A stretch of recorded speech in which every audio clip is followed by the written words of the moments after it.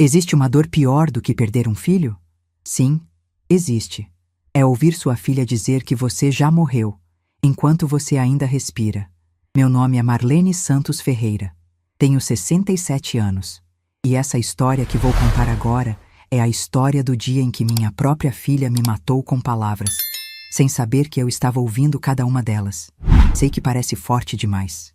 Sei que você pode estar pensando que estou exagerando, que mãe sempre dramatiza, que talvez eu tenha entendido errado. Mas eu preciso que você entenda uma coisa antes de continuar. Eu passei 34 anos da minha vida criando essa menina. Dei tudo o que tinha. Abri mão de sonhos, de descanso, de vaidade. Costurei madrugadas inteiras para pagar a escola dela. Fiquei sem comer para que ela não faltasse nada. E naquela noite, parada do lado de fora da porta do apartamento dela, ouvi minha filha dizer para o namorado rico que eu estava morta. Não doente, não distante, não pobre, morta. E depois riu. Mas deixa eu voltar um pouco, porque essa história merece ser contada do jeito certo. Você precisa entender quem eu sou, de onde eu vim e o que me levou até aquela porta naquela noite de quinta-feira. Sou viúva há 8 anos.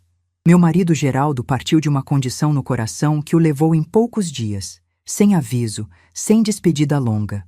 Um dia, ele estava sentado na varanda tomando café comigo, no outro estava numa cama de hospital. E 3 dias depois, eu estava vestida de preto num cemitério de Sorocaba, jogando terra no caixão do homem com quem dividi 38 anos da minha vida. Geraldo era caminhoneiro. Passava semanas na estrada, cruzando o país de ponta a ponta, enquanto eu ficava em casa criando nossa filha Patrícia. Ela era tudo pra gente. Filha única, desejada, planejada. Eu tinha 33 anos quando ela nasceu, depois de anos tentando. Quando o médico colocou ela nos meus braços naquela maternidade pública, eu jurei para mim mesma que ia dar tudo o que eu não tive.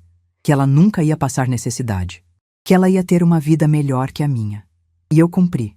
Durante 34 anos, eu cumpri.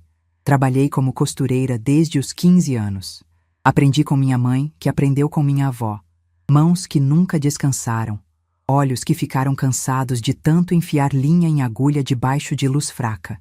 Mas cada vestido de festa que eu costurava, cada bainha que eu fazia, cada remendo em roupa de vizinho, era dinheiro para colocar comida na mesa e pagar a escola particular da Patrícia.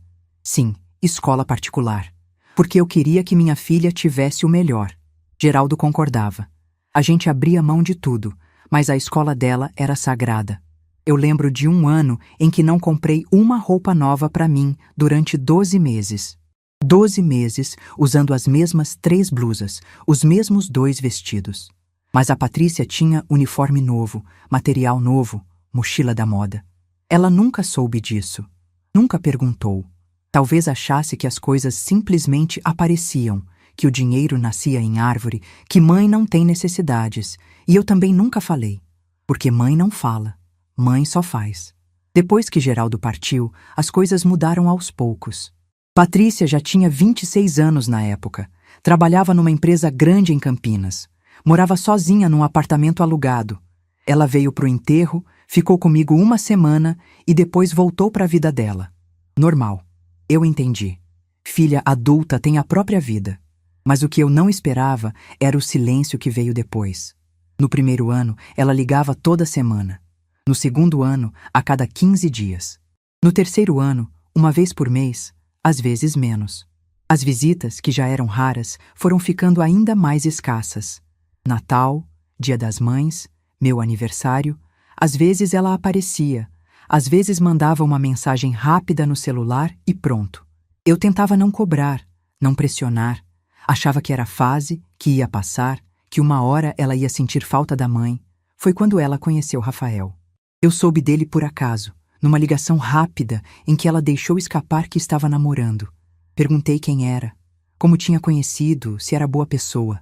Ela desconversou, disse que depois me contava que estava com pressa. Essa conversa nunca aconteceu.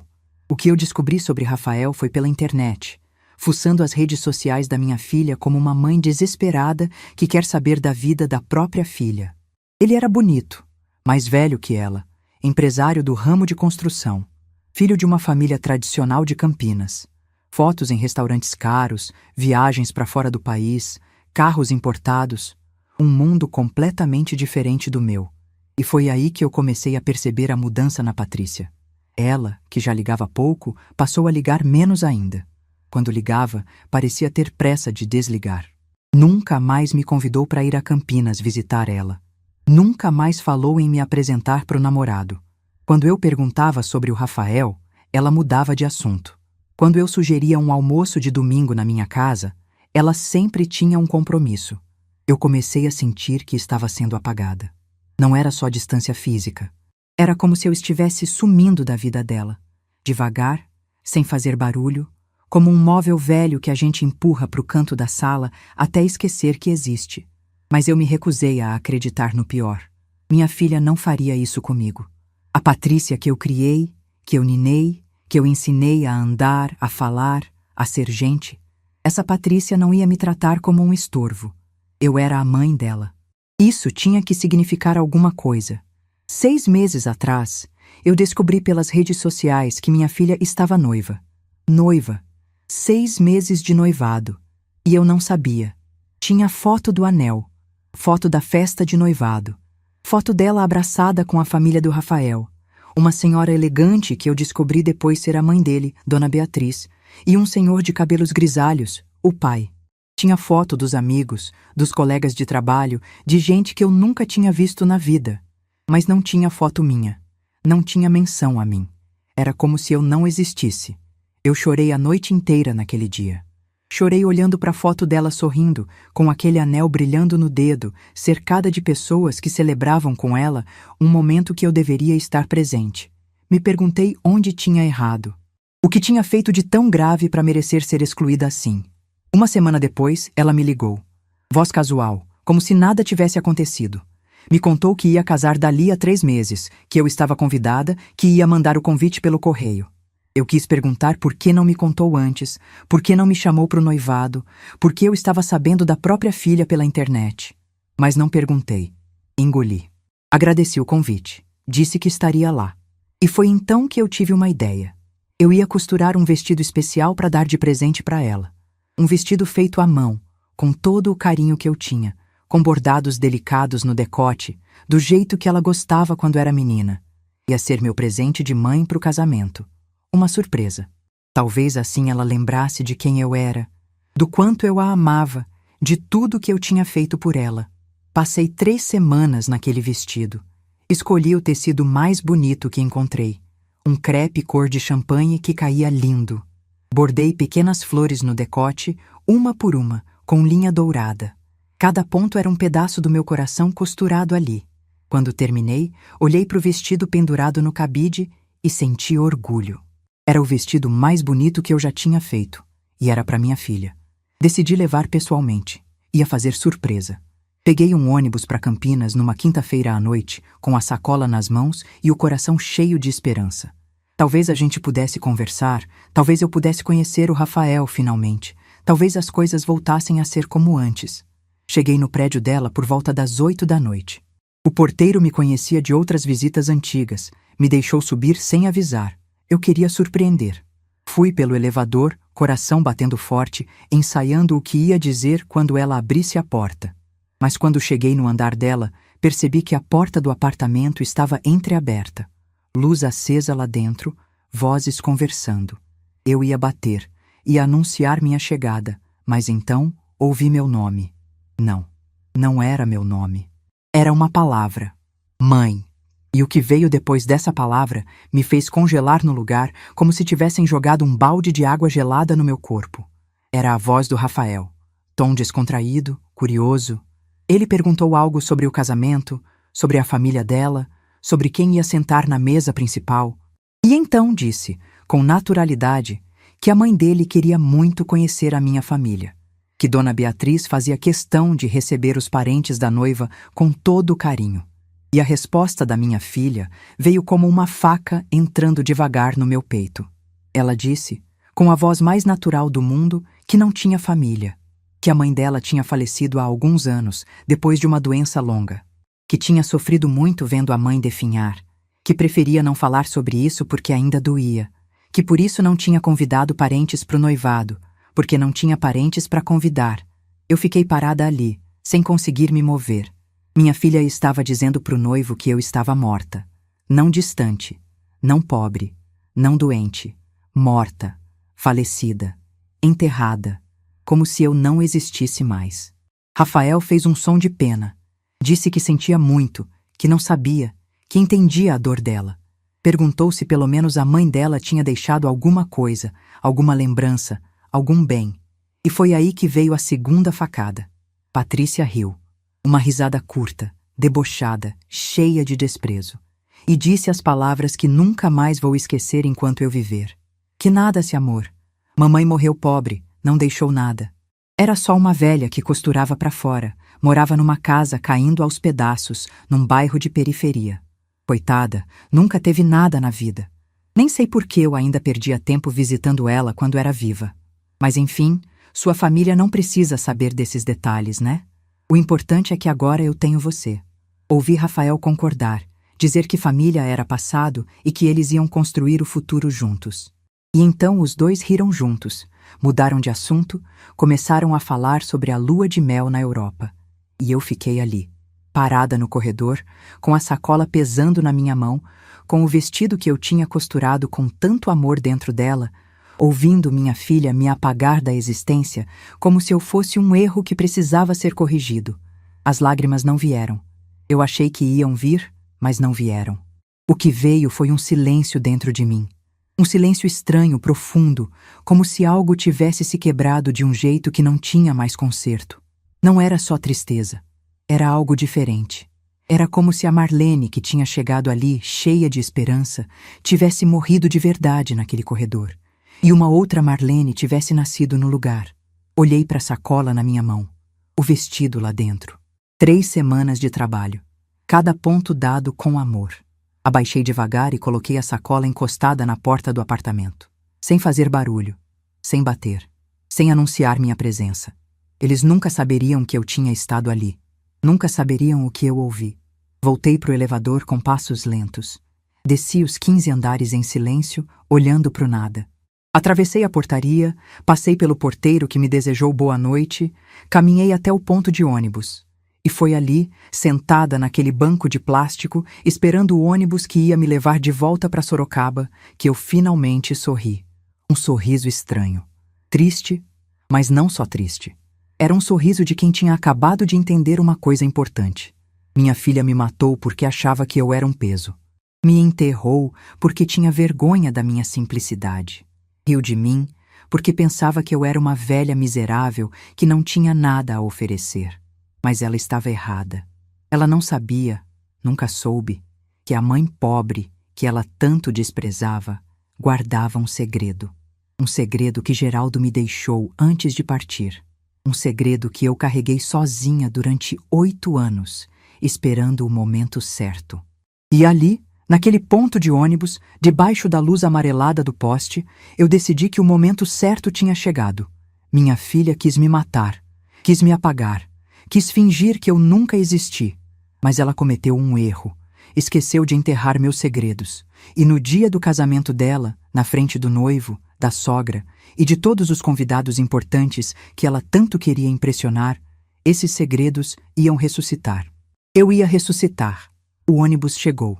Eu subi, sentei na janela e fiquei olhando as luzes da cidade passando enquanto a gente se afastava de Campinas. Pensei no Geraldo, no que ele diria se estivesse vivo, no que ele tinha me deixado e por quê. E pela primeira vez em muito tempo, senti algo que tinha esquecido que existia. Força. Não a força de quem quer vingança. Não a força de quem quer machucar. A força de quem finalmente entendeu que merece ser vista. A força de quem não vai mais aceitar ser tratada como um móvel velho empurrado para o canto. A força de quem, depois de 67 anos vivendo para agradar os outros, finalmente decidiu viver para si mesma. Minha filha disse que eu morri pobre e não deixei nada. Em breve, ela ia descobrir como estava enganada. Para você entender o que aconteceu naquele casamento, eu preciso te contar sobre Geraldo. Preciso te contar sobre o homem que me amou por 38 anos sem nunca precisar gritar isso para o mundo. O homem que passou a vida na estrada para garantir que eu e nossa filha tivéssemos um teto. O homem que, sem eu saber, guardou um segredo durante 3 décadas, um segredo que ele só me revelou quando sentiu que o tempo dele estava acabando. Eu conheci Geraldo num ponto de ônibus. Eu tinha 19 anos, ele tinha 22. Era uma tarde de sábado em Sorocaba. Eu estava voltando de uma entrega de costura e ele estava esperando um ônibus que ia levar ele para o terminal rodoviário. Ele era caminhoneiro, tinha acabado de ser contratado por uma transportadora grande e estava começando a vida. Lembro que ele me olhou primeiro. Um olhar demorado, respeitoso, diferente dos olhares que eu estava acostumada a receber. E depois sorriu. Um sorriso tímido, de canto de boca, como se estivesse pedindo permissão para puxar conversa. Perguntou meu nome. Eu disse. Perguntou o que eu fazia. Eu disse que era costureira. Ele disse que a mãe dele também costurava, que tinha aprendido a respeitar mulher que trabalhava com as mãos. Naquela época, isso já era diferente. A maioria dos homens achava que costureira era trabalho de pobre, coisa sem valor. Geraldo não. Geraldo me olhou como se eu tivesse acabado de dizer que era médica. O ônibus dele chegou primeiro. Ele subiu, mas antes me pediu um número de telefone. Eu não tinha telefone. Morava numa casa simples com minha mãe e a gente não tinha condição. Então, ele fez diferente. Me deu o endereço da transportadora onde trabalhava e disse que eu podia mandar carta se quisesse. Eu ri, achei graça. Quem manda carta para caminhoneiro que vive na estrada? Mas mandei. Mandei uma carta uma semana depois, sem esperar resposta. E 3 semanas depois, chegou uma carta dele, escrita à mão, num papel de caderno, com a letra toda torta de quem aprendeu a escrever tarde. Ele me contava das estradas, das cidades que conhecia, do silêncio da cabine do caminhão durante a madrugada. E no final, ele perguntava se eu aceitaria tomar um café com ele quando ele voltasse para Sorocaba. Eu aceitei. Esse café virou 2, depois 3, depois um namoro que durou 2 anos.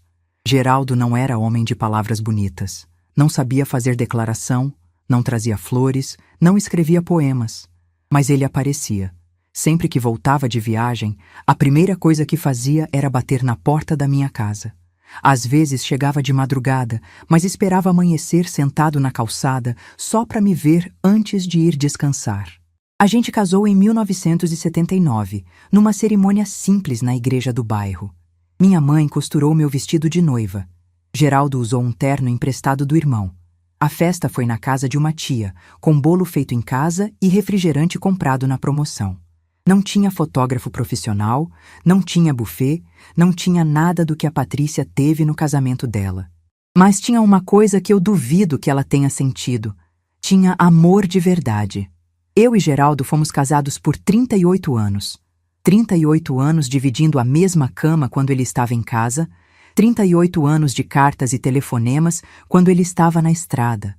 38 anos construindo uma vida tijolo por tijolo, sacrifício por sacrifício. A Patrícia nasceu 12 anos depois do casamento. A gente já tinha desistido de ter filho, achava que não era para ser. Mas Deus tinha outros planos. Quando o médico confirmou a gravidez, Geraldo chorou. Era a primeira vez que eu via ele chorar. Um homem daquele tamanho, que passava a vida dirigindo caminhão por estradas perigosas, chorando de alegria por causa de um bebê. Ele prometeu naquele dia que ia dar tudo para nossa filha. E eu prometi a mesma coisa. A gente cumpriu. Durante 34 anos, a gente cumpriu. Geraldo pegava as piores rotas, as viagens mais longas, os fretes mais cansativos, porque pagavam melhor. Eu costurava de dia e de noite, aceitava qualquer encomenda, fazia milagre com linha e agulha. O dinheiro que sobrava ia tudo para Patrícia. Escola particular, inglês, informática, tudo que a gente não teve. Mas aqui é onde a história toma um rumo que nem eu esperava. Porque enquanto eu achava que a gente estava só sobrevivendo, Geraldo estava construindo algo em silêncio. Foi numa noite de abril, há 10 anos, que ele me contou. A Patrícia já estava morando sozinha em Campinas fazia tempo. Era só eu e Geraldo em casa, como nos primeiros anos de casamento. Naquela noite, ele me chamou para sentar na varanda dos fundos. Tinha um tom na voz dele que me preocupou. Ele estava diferente, mais sério, mais quieto que o normal. Sentei do lado dele, peguei na mão dele como fazia há quase 40 anos e esperei. Geraldo nunca foi de falar rápido. Ele precisava de tempo para organizar as palavras, para ter certeza do que ia dizer. E então ele começou a falar. Disse que precisava me contar uma coisa que tinha guardado por muito tempo. Disse que não tinha me contado antes porque não queria que eu me preocupasse. Não queria que eu achasse que ele estava escondendo algo. Não queria criar problema onde não tinha. Mas agora ele sentia que precisava falar. Eu fiquei tensa. Pensei 1000 coisas. Traição, dívida, doença. Minha cabeça começou a rodar. Mas o que ele disse me deixou sem chão de um jeito completamente diferente. Geraldo me contou que desde o primeiro ano de casamento, ele guardava uma parte de cada pagamento numa conta separada. Não era muito no começo, R$ 50 aqui, 100 ali. Mas ele nunca parou. Cada viagem, cada frete, cada bônus que recebia, ele tirava uma parte e guardava. 30 anos fazendo isso. Ele disse que aprendeu isso com o pai dele, que era pedreiro e morreu sem deixar nada para a família porque nunca guardou um centavo. Geraldo jurou que não ia cometer o mesmo erro. Se acontecesse alguma coisa com ele, eu não ia ficar desamparada. Mas não era só dinheiro guardado. Geraldo me contou que, ao longo dos anos, ele foi comprando coisas. Pequenas no começo. Um terreno barato num bairro que ninguém queria. Depois, quando o bairro cresceu, ele vendeu e comprou uma casa. Alugou a casa e, com o dinheiro do aluguel, comprou outra. E assim foi indo. Tudo no meu nome. Porque ele dizia que mulher precisa ter segurança. Que homem vai e vem, mas mulher precisa ter onde cair. Cada escritura, cada documento, estava no nome de Marlene Santos Ferreira. Naquela noite, na varanda, ele me entregou uma pasta. Dentro tinha tudo. Escrituras de 3 casas em bairros valorizados de Sorocaba, documento de um terreno comercial no centro da cidade, extratos de aplicações financeiras que rendiam há décadas. Eu olhei para aqueles papéis sem conseguir processar. Geraldo, o meu Geraldo, o caminhoneiro que eu achava que ganhava só o suficiente para sobreviver, tinha construído um patrimônio de quase 3 milhões de reais, em silêncio. Sem contar para ninguém, nem para mim. Perguntei por que ele nunca tinha me contado, por que tinha guardado aquilo por tanto tempo. A resposta dele ficou gravada na minha memória para sempre. Ele disse que não contou porque queria que eu vivesse leve, que se eu soubesse do dinheiro ia ficar preocupada, ia querer investir, ia ter medo de perder, e ele queria que eu vivesse sem esse peso. O dinheiro estava lá, crescendo quietinho, esperando o dia em que fosse necessário. E esse dia, segundo ele, seria quando ele não estivesse mais aqui. Chorei naquela noite. Chorei abraçada nele, sem saber se era de gratidão, de surpresa ou de medo do que aquela conversa significava. Porque, no fundo, eu sabia por que ele estava me contando naquele momento. Geraldo estava sentindo que o tempo dele estava acabando. Ele não disse isso com todas as letras, mas eu conhecia aquele homem há quase 40 anos. Conhecia cada olhar, cada suspiro, cada silêncio. E o silêncio dele naquela noite era o silêncio de quem está se despedindo. 2 anos depois daquela conversa na varanda, Geraldo foi internado. Começou com um mal-estar numa viagem. Ele ligou para mim dizendo que estava com uma dor no peito que não passava. Eu implorei para ele parar num hospital, mas ele disse que ia terminar a entrega e voltar. Teimoso como sempre. Quando ele chegou em Sorocaba, levei ele direto para o pronto-socorro. Os médicos fizeram exames e a notícia veio como um soco. O coração dele estava comprometido. Anos de estrada, de comida ruim, de noites mal dormidas, de estresse, tudo tinha cobrado um preço. Ele ficou internado por 5 dias. No 3º dia, quando estávamos sozinhos no quarto, ele segurou minha mão e me fez prometer uma coisa. Pediu que eu nunca contasse para Patrícia sobre o dinheiro. Disse que a filha precisava aprender a viver com o próprio esforço, que riqueza fácil estraga o caráter, que ele tinha visto muita gente boa se perder quando descobria que tinha herança para receber. E então ele disse algo que na época eu não entendi, mas que agora faz todo sentido. Disse assim, olhando nos meus olhos, com aquela voz fraca de quem já está lutando para respirar. Marlene, esse dinheiro é seu, não é da Patrícia, não é de ninguém. É o seu colchão, é a sua segurança. Guarda esse segredo até o dia em que você precisar provar o seu valor. E nesse dia, Usa ele, não como vingança, como verdade. Eu não entendi na hora. Achei que era delírio de hospital, confusão de quem está fraco. Mas prometi que ia guardar o segredo. No 5º dia de madrugada, Geraldo partiu. Eu estava do lado dele, segurando a mão dele, como tinha segurado naquele ponto de ônibus há quase 4 décadas. Ele apertou minha mão uma última vez, soltou o ar devagar e foi embora. O velório foi simples.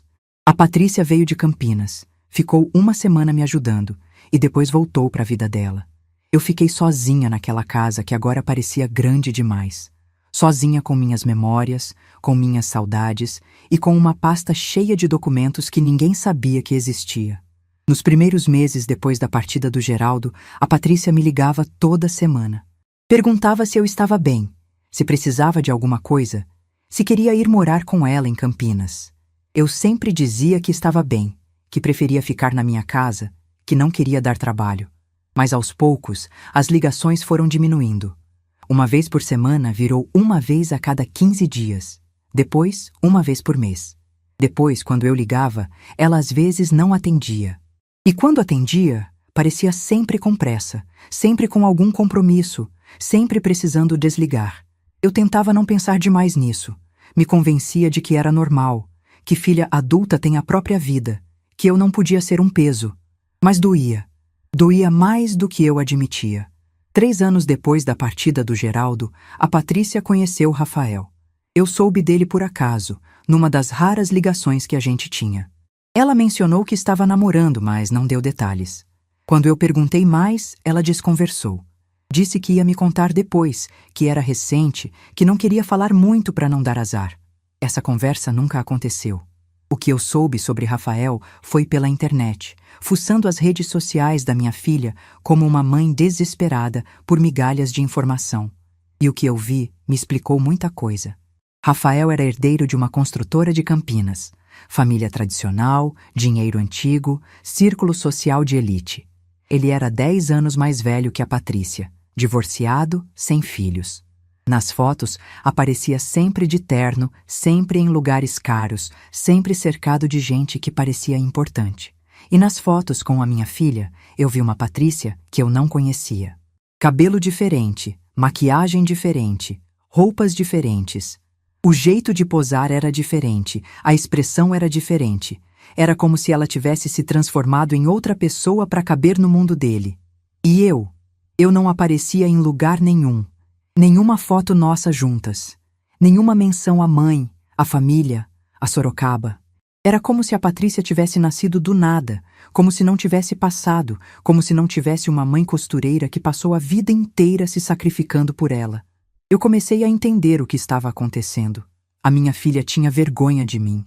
Não vergonha de briga, de problema, de coisa grave. Vergonha da minha simplicidade. Vergonha da minha casa humilde, do meu trabalho de costureira, do meu jeito de interior. Vergonha de tudo que eu era e de tudo que ela achava que eu representava. A confirmação veio quando tentei me aproximar. Liguei para ela num domingo, sugeri que eu fosse a Campinas conhecer o tal Rafael. Ela gaguejou, inventou desculpas, disse que não era um bom momento. Perguntei quando seria um bom momento. Ela disse que ia ver. Essa resposta nunca veio. Tentei de novo, semanas depois. Ofereci para fazer um almoço aqui em casa. Disse que ia preparar o frango assado que ela amava quando era criança. Ela disse que ia tentar, mas que não prometia. Não veio.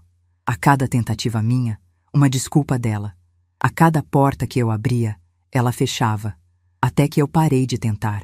E foi nessa época que eu comecei a perceber que não era só vergonha. Era apagamento. Minha filha não estava só me escondendo. Ela estava me eliminando, construindo uma vida nova onde eu simplesmente não existia. E eu, trouxa, ficava aqui em Sorocaba esperando uma ligação que vinha cada vez menos, um convite que nunca chegava, um carinho que tinha se tornado memória. O golpe final veio 6 meses antes do casamento. Eu estava navegando pelas redes sociais como fazia toda noite antes de dormir. Era o único jeito de saber da vida da minha própria filha, quando vi uma foto que me tirou o sono. Era uma foto da Patrícia sorrindo, com um anel de diamante no dedo. A legenda dizia: 6 meses de noivado e contando, ansiosa para o grande dia com o amor da minha vida. 6 meses. Minha filha estava noiva há 6 meses e não tinha me contado.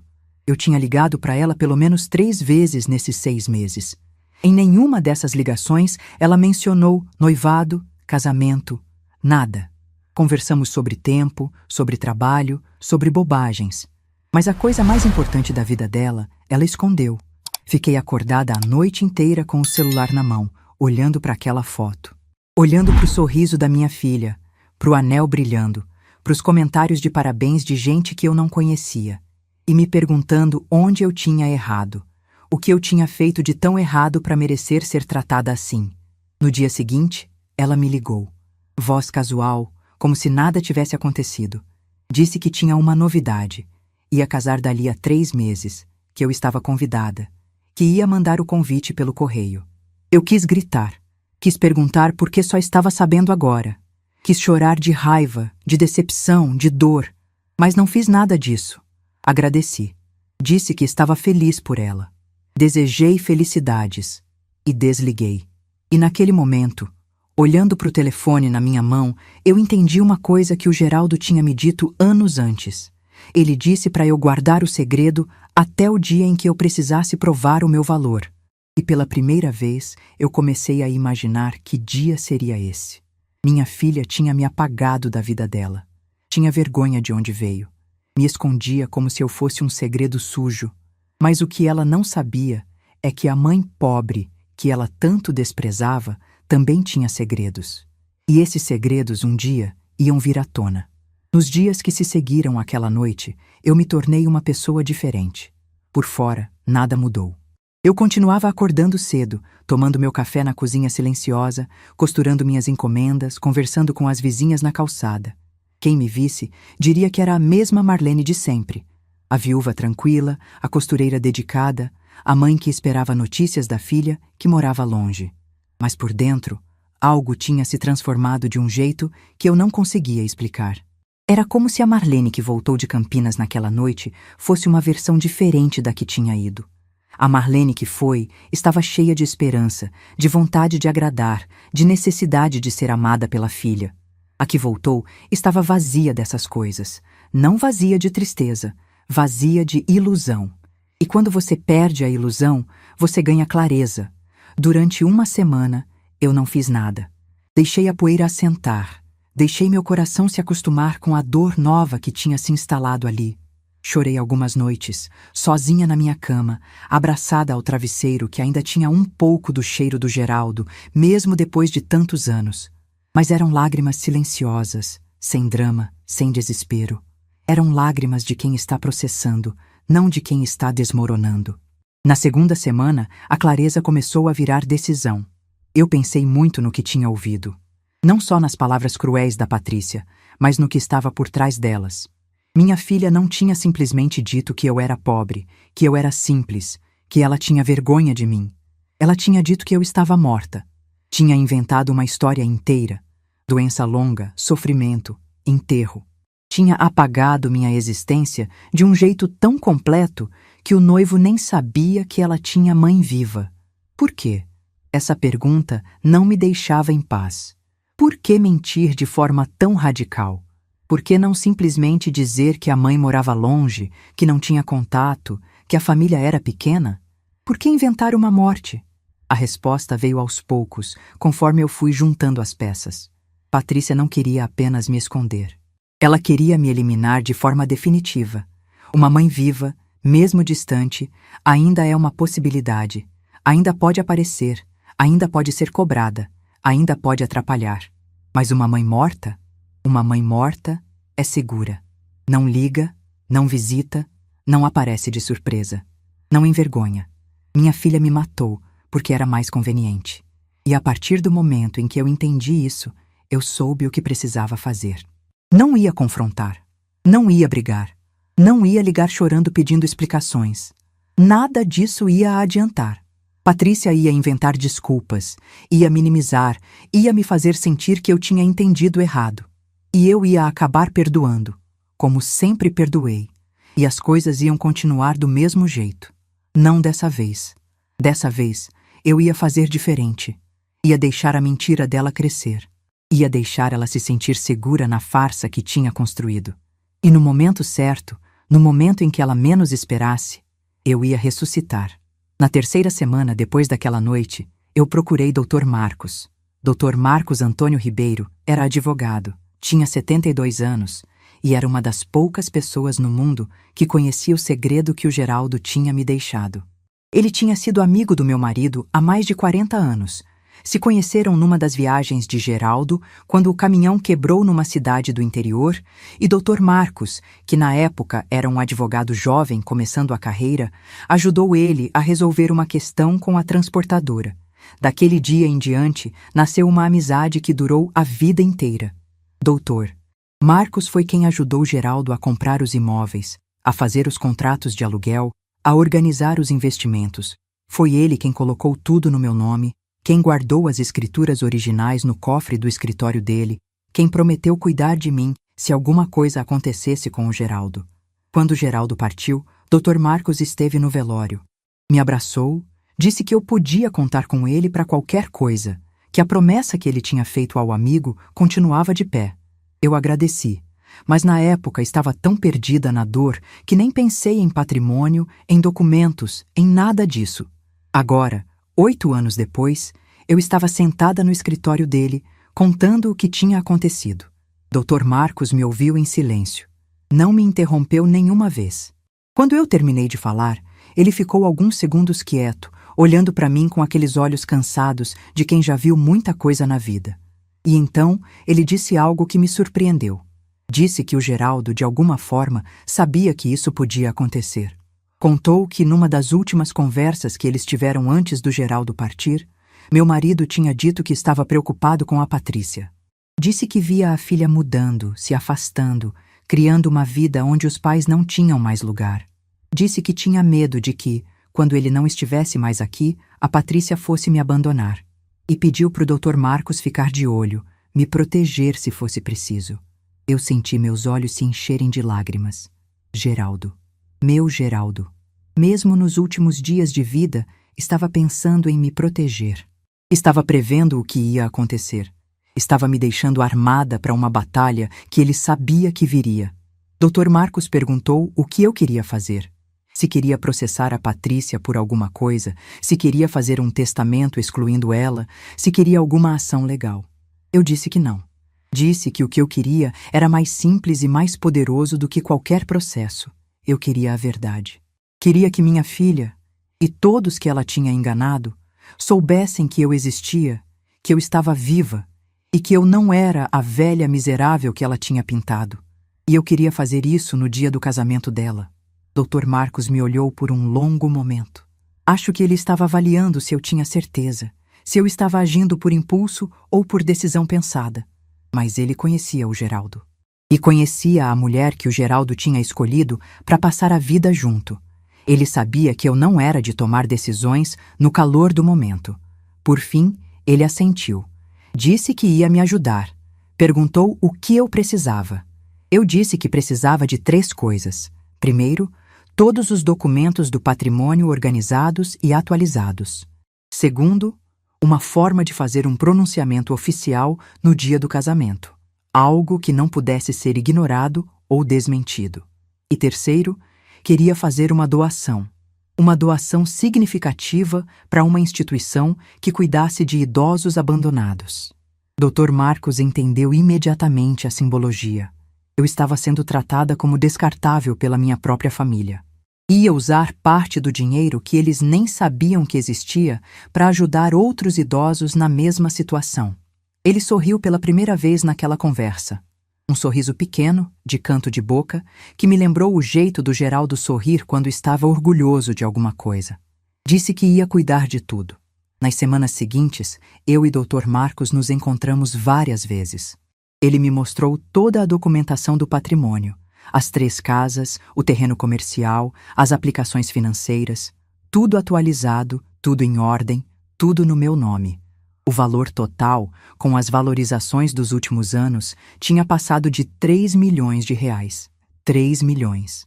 A velha que costurava para fora e morava numa casa caindo aos pedaços tinha 3 milhões de reais no nome dela. Doutor Marcos também me ajudou a pesquisar sobre a família do Rafael. E foi aí que eu descobri algo que mudou completamente o peso da situação. A mãe do Rafael, Dona Beatriz Campos Monteiro, era uma mulher conhecida em Campinas. Família tradicional, católica fervorosa, envolvida em obras de caridade. Ela era presidente de uma associação beneficente há mais de 20 anos, daquelas mulheres que valorizam honestidade e caráter acima de tudo. O tipo de pessoa que perdoa erro, mas não perdoa mentira. E foi Dona Beatriz quem aprovou o casamento do Rafael com a Patrícia. Segundo o que Dr. Marcos conseguiu descobrir por meio de conhecidos em comum, Dona Beatriz tinha ficado encantada com a história da Patrícia. A moça humilde que perdeu a mãe jovem, que se fez sozinha na vida, que superou dificuldades e construiu uma carreira. A sogra via nela uma mulher forte, batalhadora, digna de admiração. Pena que essa mulher não existia. Era uma personagem inventada por uma mentirosa que tinha vergonha da própria mãe. Quando eu soube disso, entendi a dimensão do que a Patrícia tinha feito. Ela não tinha só mentido para o namorado numa conversa casual. Ela tinha construído uma história falsa inteira, convencido uma família tradicional de que era alguém que não era, usado a morte da mãe como ferramenta para ganhar simpatia e aceitação. Minha filha não era só ingrata. Minha filha era uma fraude. E o castelo de mentiras que ela tinha construído estava prestes a desabar. O convite de casamento chegou pelo correio num sábado de manhã. Era um envelope elegante, papel de alta gramatura, letras douradas. Por dentro, o convite era lindo. Data, hora, local, tudo impresso com sofisticação. Buffet Palácio, um dos lugares mais caros de Campinas. 300 convidados. Cerimônia às 18 horas, recepção em seguida. Mas o que me chamou a atenção foi o cartão que veio junto. Um cartão pequeno, escrito à mão pela Patrícia. Dizia assim: Mãe, você está na mesa 14. É uma mesa mais reservada, no fundo do salão. Achei melhor assim para você não se sentir desconfortável com tanta gente que não conhece. Beijos. Mesa 14, no fundo do salão, longe de todo mundo. Ela não estava me convidando para o casamento. Estava me escondendo no casamento. Me perguntei se ela ia me apresentar como parente distante, como vizinha antiga, como qualquer coisa menos a mãe dela. Provavelmente ia. A essa altura, eu já nem me surpreendia mais. Liguei para o Dr. Marcos e contei sobre o convite. Ele perguntou se eu ainda queria ir em frente com o plano. Eu disse que sim, mais do que nunca. Ele disse que estava tudo pronto da parte dele. Só precisava da minha confirmação final. Eu confirmei. Nas semanas antes do casamento, me preparei em silêncio. Fui numa loja do centro e comprei um tecido bonito. Não ostensivo, mas elegante. Com minhas próprias mãos, costurei um terno de alfaiataria sob medida. Calça bem cortada, blazer estruturado, camisa de seda por baixo. Passei 3 noites naquele terno, cada ponto dado com precisão, cada detalhe pensado. Quando terminei e vesti pela primeira vez, me olhei no espelho do quarto e quase não me reconheci. Não era mais a costureira simples de Sorocaba que aparecia naquele reflexo. Era uma mulher elegante, bem vestida, com uma postura que eu tinha esquecido que possuía. Era a Marlene que existia antes de passar a vida inteira se apagando para fazer os outros brilharem. Marquei horário num salão de beleza do centro. Cortei o cabelo, fiz as unhas, arrumei a sobrancelha. Pequenos cuidados que eu tinha deixado de lado há anos porque achava que não merecia, que era desperdício de dinheiro, que ninguém ia reparar mesmo. Mas agora, alguém ia reparar. Todos iam reparar. Na véspera do casamento, Dr. Marcos me ligou para confirmar os últimos detalhes. Ele ia chegar no buffet por volta das 19 horas, 1 hora depois do início da cerimônia. Tempo suficiente para a festa estar rolando, para os noivos estarem recebendo os cumprimentos, para todo mundo estar junto no salão principal. Ele ia entrar de terno com uma maleta de couro, a mesma maleta que usava em audiências importantes. Dentro, os documentos, certidão de propriedade dos imóveis, extratos das aplicações, o termo de doação para a Associação de Apoio a Idosos Abandonados de Sorocaba. Tudo oficial, tudo registrado, tudo impossível de ser negado. Perguntei se ele achava que eu estava fazendo a coisa certa. Ele ficou em silêncio por um momento. Depois disse que não sabia se era a coisa certa, mas sabia que era a coisa honesta.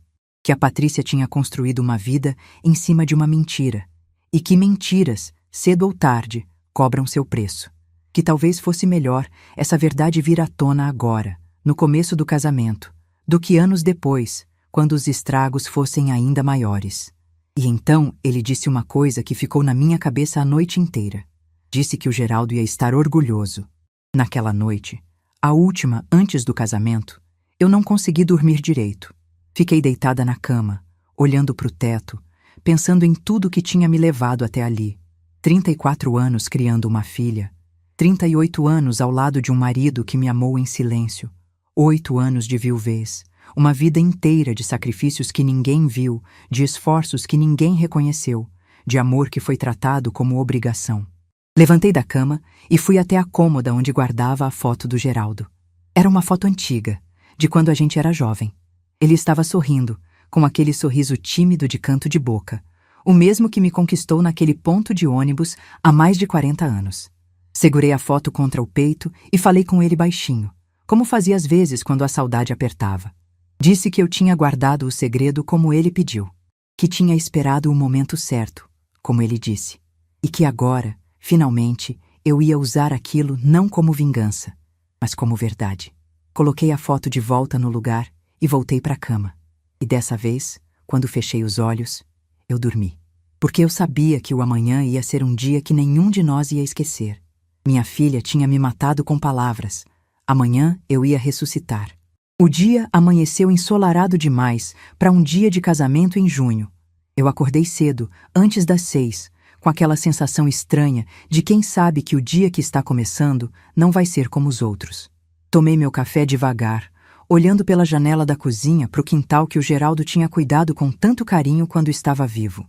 As plantas ainda estavam lá, algumas mais crescidas, outras precisando de poda. A vida continua, eu pensei, mesmo quando a gente acha que parou. Passei a manhã me arrumando sem pressa. Tomei um banho demorado, lavei o cabelo, passei creme no corpo. Pequenos rituais que eu tinha esquecido que existiam. Quando você passa a vida inteira cuidando dos outros, esquece que também merece cuidado. Às 2 da tarde, comecei a me vestir. Coloquei o terno que tinha costurado com minhas próprias mãos, ajustei a gola da camisa de seda, prendi meu cabelo num coque elegante. Passei um batom discreto, um brinco pequeno de pérola que tinha sido da minha mãe. Nada ostensivo, apenas digno. Quando me olhei no espelho pela última vez antes de sair, eu vi uma mulher que não via há muito tempo. Uma mulher de cabeça erguida, olhar firme, postura de quem sabe quem é. A Marlene que o mundo tinha tentado apagar estava de volta. Peguei um ônibus para Campinas às 3 da tarde. A cerimônia começava às 6, mas eu queria chegar cedo. Queria estar lá antes de todo mundo. Queria observar, queria me preparar emocionalmente para o que viria. O Buffet Palácio ficava num bairro nobre da cidade, numa mansão antiga que tinha sido transformada em casa de eventos. Quando o táxi me deixou na entrada, eu fiquei parada por um momento olhando para a fachada. Colunas brancas, jardim impecável, valets de uniforme esperando os carros dos convidados. Um mundo completamente diferente do meu. Mas eu não estava intimidada. Não mais. Entrei pelo portão principal e fui recebida por uma recepcionista que perguntou meu nome. Quando eu disse, ela conferiu na lista e me direcionou para o salão. Eu era uma das primeiras a chegar. A decoração ainda estava sendo finalizada. Flores brancas por todo lado, velas, tecidos finos. Tudo muito bonito, muito caro, muito diferente do casamento simples que eu e o Geraldo tivemos. Procurei a mesa 14. Era exatamente onde eu esperava. No fundo do salão, perto da porta da cozinha, longe de tudo e de todos. Uma mesa para 6 pessoas, mas que provavelmente ficaria só comigo. O lugar perfeito para esconder uma mãe inconveniente. Sentei e esperei. Os convidados começaram a chegar por volta das 5:30. Gente elegante, bem vestida, conversando em grupos. Eu observava de longe, tentando identificar quem era quem. Vi quando a família do Rafael chegou. Um grupo grande, animado, claramente acostumado com eventos desse tipo. E então, eu a vi. Dona Beatriz. Ela era exatamente como eu tinha imaginado pelas fotos. Uma senhora de uns 70 anos, cabelos grisalhos bem arrumados, vestido longo azul marinho, colar de pérolas no pescoço. Tinha uma postura impecável, daquelas mulheres que foram criadas para andar com um livro na cabeça. E tinha um olhar atento, que não perdia nada do que acontecia ao redor. Por um momento, nossos olhares se cruzaram. Ela me viu ali no fundo do salão, sozinha na minha mesa, e deve ter se perguntado quem eu era. Mas logo se distraiu com outro convidado e seguiu em frente. Em breve, ela ia saber exatamente quem eu era. A cerimônia começou pontualmente às 6 horas. Eu assisti de longe, da minha mesa no fundo.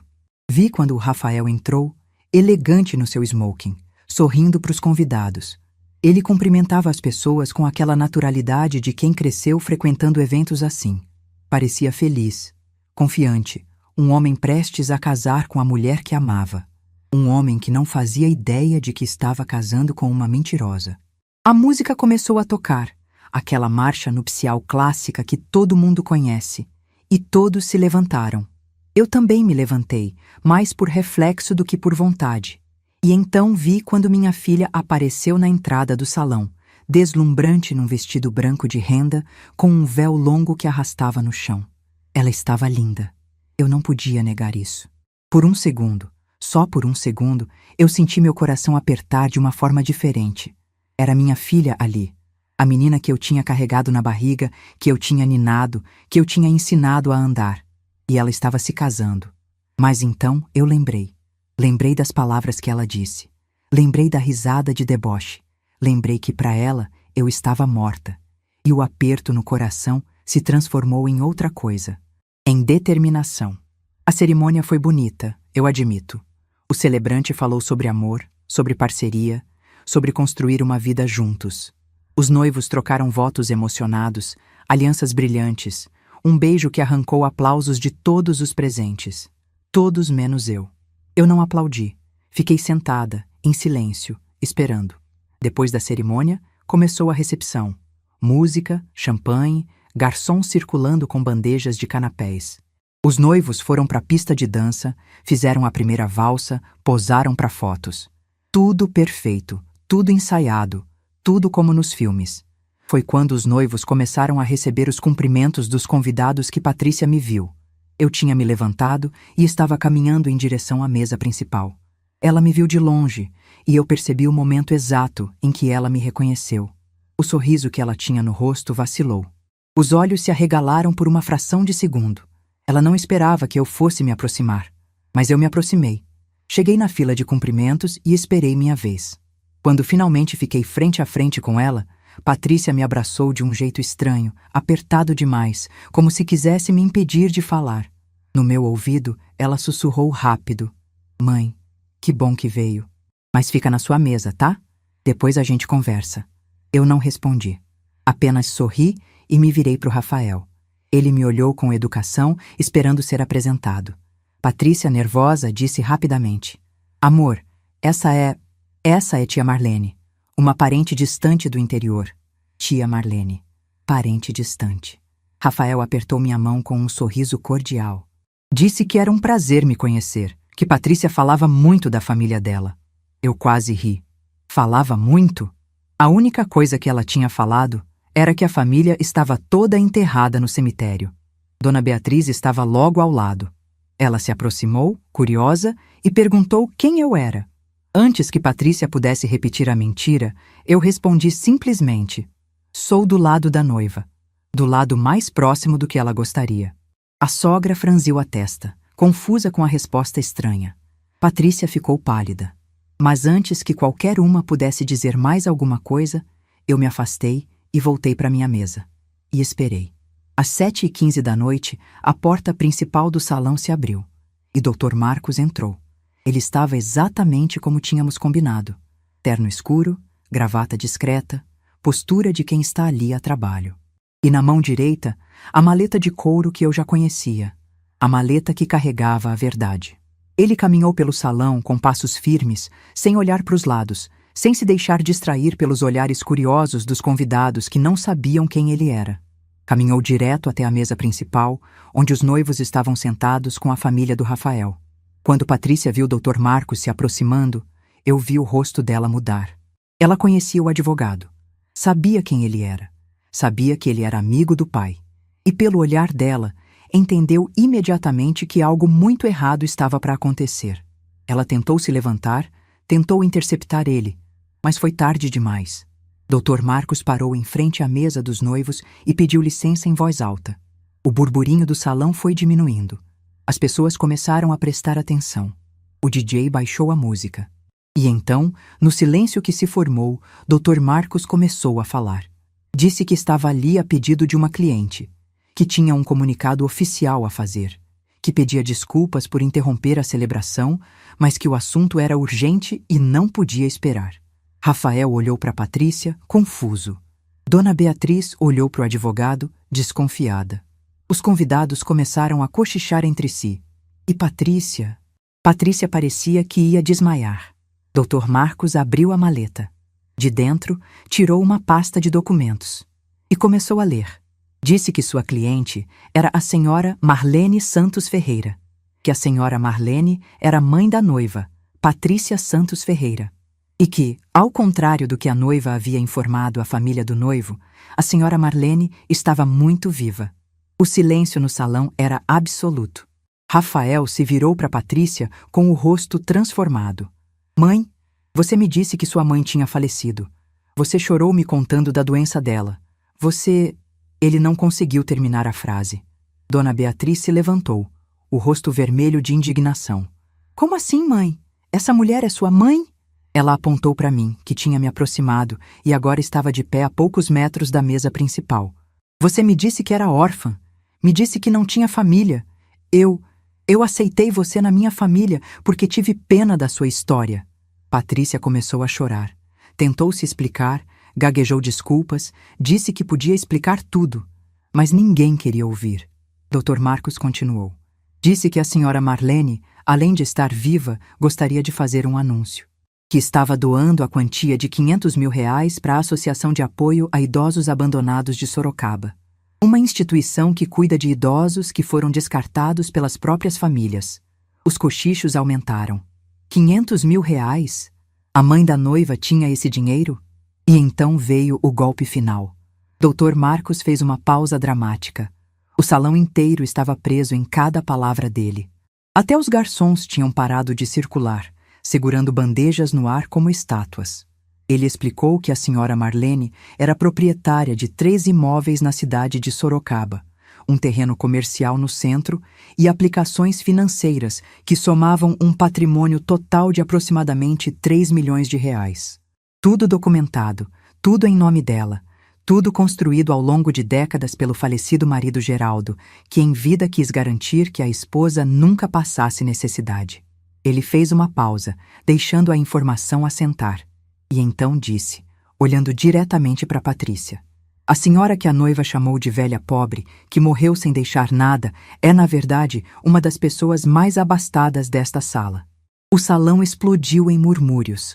Rafael se afastou de Patrícia visivelmente abalado. Ele olhava para ela como se estivesse vendo uma estranha. Todo o amor, toda a admiração que ele sentia tinham se transformado em outra coisa. Desconfiança, decepção, talvez nojo. Dona Beatriz estava tremendo de raiva. Ela se aproximou de Patrícia e disse, com uma voz controlada que era mais assustadora do que qualquer grito: Você mentiu. Mentiu sobre a própria mãe. Inventou uma morte, inventou uma história, usou uma tragédia falsa para ganhar a simpatia da minha família. Que tipo de pessoa faz isso? Patrícia soluçava, tentando falar entre lágrimas. Eu posso explicar. Vocês não entendem. Eu só queria... Queria o quê? Dona Beatriz interrompeu. Queria esconder que sua mãe era costureira? Queria fingir que veio de lugar nenhum? Queria que tivéssemos pena de você? A sogra balançou a cabeça enojada. Eu não tenho nojo de gente pobre, Patrícia. Tenho nojo de gente mentirosa. Foi nesse momento que eu me aproximei. Caminhei devagar até onde minha filha estava. Ela me olhou com os olhos vermelhos de choro, com o rímel escorrendo pelo rosto, com o vestido de noiva que agora parecia um figurino de uma farsa desmascarada. Mãe, ela sussurrou. Mãe, me perdoa. Eu não queria. Eu segurei o rosto dela entre minhas mãos. Com carinho, com a mesma delicadeza com que segurava quando ela era bebê e acordava chorando de madrugada. E falei baixo, só para ela ouvir. Eu te amo, filha. Sempre amei. Desde o primeiro dia que você nasceu até esse momento aqui. Isso nunca vai mudar. Ela começou a chorar mais forte, agarrando minhas mãos. Mas eu continuei. Mas você não me matou porque eu era pobre, Patrícia. Você me matou porque tinha vergonha de mim. Vergonha de onde veio. Vergonha da mulher que passou a vida inteira se sacrificando por você. Ela soluçou mais alto. E isso, filha? Né? Isso dói mais do que qualquer pobreza. Mais do que qualquer miséria. Porque miséria a gente supera. Mas desprezo de quem a gente ama, isso deixa uma marca que não sai. Soltei o rosto dela devagar. Dei um passo para trás. Eu não vim aqui para destruir seu casamento. Vim para te dar uma chance de recomeçar com verdade. O que você faz com essa chance é decisão sua. Me virei e comecei a caminhar em direção à saída. O salão inteiro estava em silêncio assistindo. 300 pessoas que tinham vindo para uma festa de casamento e estavam presenciando algo completamente diferente. O fim de uma mentira. O início de uma verdade. Antes de sair, passei por Dona Beatriz. Ela me olhou com uma expressão que eu não esperava. Não era julgamento. Era algo parecido com respeito. A senhora tem muita dignidade, ela disse baixo. Me perdoe por não ter conhecido a senhora antes. Eu apenas assenti com a cabeça e continuei caminhando. Dr. Marcos me esperava na porta. Ele me ofereceu o braço como um cavalheiro de outros tempos. E juntos nós saímos daquele salão. Lá fora, o ar da noite estava fresco. As estrelas brilhavam num céu limpo de inverno. Eu respirei fundo, enchendo os pulmões de um ar que parecia diferente. Mais leve. Doutor. Marcos perguntou se eu estava bem. Eu disse que sim, que estava melhor do que tinha estado em muito tempo. Ele sorriu aquele sorriso de canto de boca que me lembrava o Geraldo, e disse que meu marido estaria muito orgulhoso. Eu olhei para o céu, procurando uma estrela específica. Não sei porquê. Talvez esperando que o Geraldo estivesse vendo de algum lugar. Eu sei que ele está, eu disse baixinho. Eu sei que ele está. Peguei um táxi de volta para a rodoviária.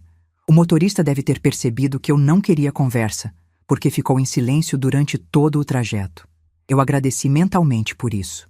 Precisava daquele silêncio para processar tudo o que tinha acontecido. Olhando pela janela, via as luzes de Campinas passando.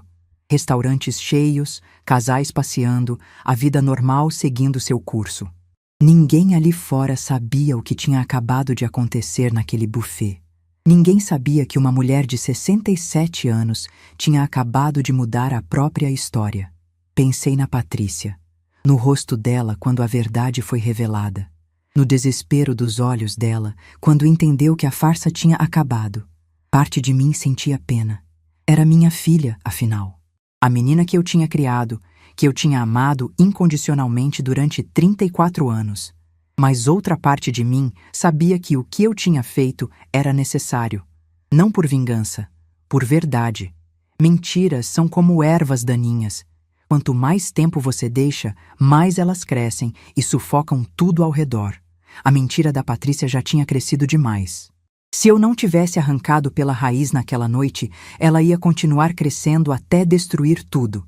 E enquanto a cidade de Campinas ia ficando para trás pela janela, eu não senti raiva, não senti triunfo, não senti vingança, senti paz. A paz de quem finalmente disse a verdade, a paz de quem finalmente foi vista, a paz de quem finalmente ressuscitou. 2 anos se passaram desde aquela noite. 2 anos desde que eu entrei num buffet de Campinas como uma tia distante e saí como uma mulher livre. 2 anos desde que a verdade veio à tona na frente de 300 pessoas. 2 anos desde que minha filha descobriu que a mãe que ela tinha enterrado em palavras estava mais viva do que nunca. Muita coisa mudou desde então. E hoje, sentada na varanda do meu apartamento no centro de Sorocaba, olhando para o movimento da praça lá embaixo, eu finalmente tenho clareza para contar o que aconteceu depois. O casamento da Patrícia não acabou naquela noite, mas alguma coisa nele morreu. Eu soube por Dr. Marcos, que ficou sabendo por conhecidos em comum, que a lua de mel foi um desastre. Rafael passou a viagem inteira em silêncio, processando o que tinha descoberto. Cada vez que olhava para Patrícia, via uma estranha. A mulher com quem ele tinha casado não existia. Era um personagem criado para impressionar, uma farsa construída sobre mentiras. Dona Beatriz, a sogra que tinha acolhido Patrícia como filha por pena da órfã coitada, nunca mais foi a mesma com ela. A relação que antes era de carinho se transformou em cordialidade fria. Cumprimentos educados, jantares de família onde ninguém falava o que realmente pensava. O tipo de convivência que machuca mais do que qualquer briga aberta. E Rafael? Bem, Rafael nunca mais confiou completamente na mulher com quem casou. Eu soube que eles discutiam com frequência nos primeiros meses. Ele perguntava se tinha mais alguma coisa que ela tinha escondido, se tinha outras mentiras que ele precisava saber. Patrícia chorava, jurava que não, implorava por perdão. Mas a semente da dúvida tinha sido plantada, e esse tipo de semente não morre fácil. Eu não senti prazer em saber dessas coisas. Pode parecer estranho, mas é verdade. Patrícia era minha filha. A mesma menina que eu tinha ninado, que eu tinha ensinado a andar, que eu tinha amado incondicionalmente por 34 anos. Ver ela sofrendo as consequências das próprias escolhas não me dava alegria, me dava tristeza. Uma tristeza diferente, misturada com alívio, mas tristeza mesmo assim. Porque eu sabia que aquele sofrimento era necessário. Às vezes, a gente precisa tocar o fundo do poço para aprender a nadar para cima. E Patrícia precisava entender que mentira tem preço. Um preço alto que ela ia pagar por muito tempo. 3 meses depois do casamento, ela me procurou. Eu estava em casa numa tarde de quarta-feira, quando a campainha tocou. Abri a porta e lá estava ela. Mais magra, mais pálida, com olheiras fundas de quem não dormia direito há semanas. Segurava uma sacola nas mãos. A mesma sacola que eu tinha deixado na porta do apartamento dela meses antes, com o vestido que eu tinha costurado. Ficamos nos olhando por um momento que pareceu durar uma eternidade. Eu não disse nada. Ela também não. As palavras estavam presas em algum lugar entre a garganta e o coração, pesadas demais para sair, até que ela começou a chorar. Não era um choro de drama, de quem quer chamar atenção. Era um choro de quem estava quebrada por dentro, de quem finalmente tinha deixado as máscaras caírem. Ela disse, entre soluços, que estava ali para pedir perdão, que sabia que não merecia, que entendia se eu não quisesse nunca mais olhar para a cara dela, mas que precisava pelo menos tentar. Eu abri a porta e deixei ela entrar. Sentamos na sala, uma de frente para a outra, e pela primeira vez em muitos anos conversamos de verdade. Sem máscaras, sem mentiras, sem fingimento. Patrícia me contou coisas que eu não sabia, sobre a pressão que ela sentia para ser alguém que não era, sobre o medo de não ser aceita pela família do Rafael, sobre a vergonha que ela tinha da própria origem. Ela disse que quando conheceu Rafael e viu o mundo dele, sentiu que não pertencia ali, que era uma impostora, uma intrusa que tinha entrado por engano num lugar que não era para ela. E ao invés de assumir quem era e deixar que ele decidisse se a aceitava ou não, ela inventou uma versão de si mesma que parecia mais adequada. Uma versão sem mãe costureira, sem casa simples, sem passado humilde. Eu escutei tudo em silêncio. E quando ela terminou, eu disse o que precisava ser dito. Disse que eu entendia a pressão que ela sentia, que eu sabia como o mundo podia ser cruel com quem não tinha berço de ouro, que eu mesma tinha passado a vida inteira me sentindo invisível, me diminuindo para caber em lugares que não me queriam, mas também disse que entender não era o mesmo que aceitar.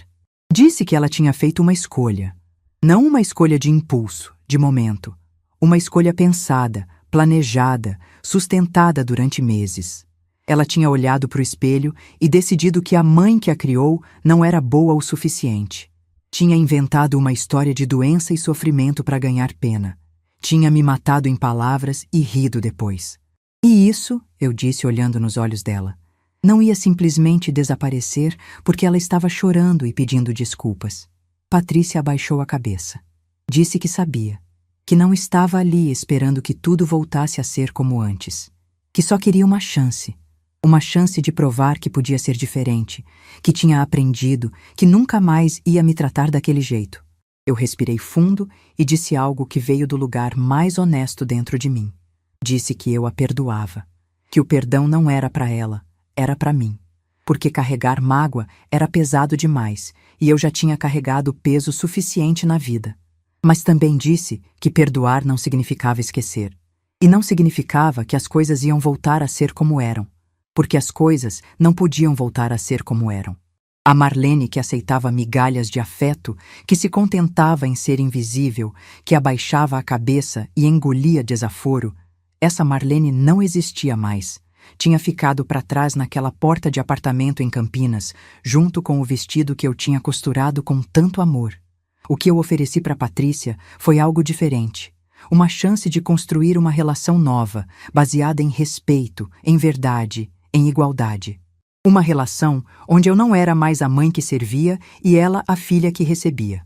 Uma relação entre duas mulheres adultas que escolhiam estar na vida uma da outra. Ela aceitou. E aos poucos, devagar, a gente foi reconstruindo. No começo era estranho. Visitas curtas, conversas cuidadosas, como duas pessoas se conhecendo pela primeira vez. Mas com o tempo, foi ficando mais natural. Patrícia começou a me visitar com mais frequência. Me contava sobre o trabalho, sobre os problemas com Rafael, sobre as dificuldades que estava enfrentando. E eu ouvia, não mais como a mãe que precisava resolver tudo, mas como alguém que estava ali para apoiar sem se anular. O casamento dela sobreviveu, mas transformado. Rafael nunca mais foi o mesmo com ela, e talvez isso tenha sido bom. O pedestal onde ele a tinha colocado desmoronou, e no lugar ficou algo mais real. Um casamento imperfeito entre duas pessoas imperfeitas, sem ilusões, sem personagens. Não sei se eles são felizes do jeito que sonhavam ser, mas pelo menos são verdadeiros. E eu finalmente comecei a viver. Com o dinheiro que o Geraldo me deixou, comprei esse apartamento no centro de Sorocaba.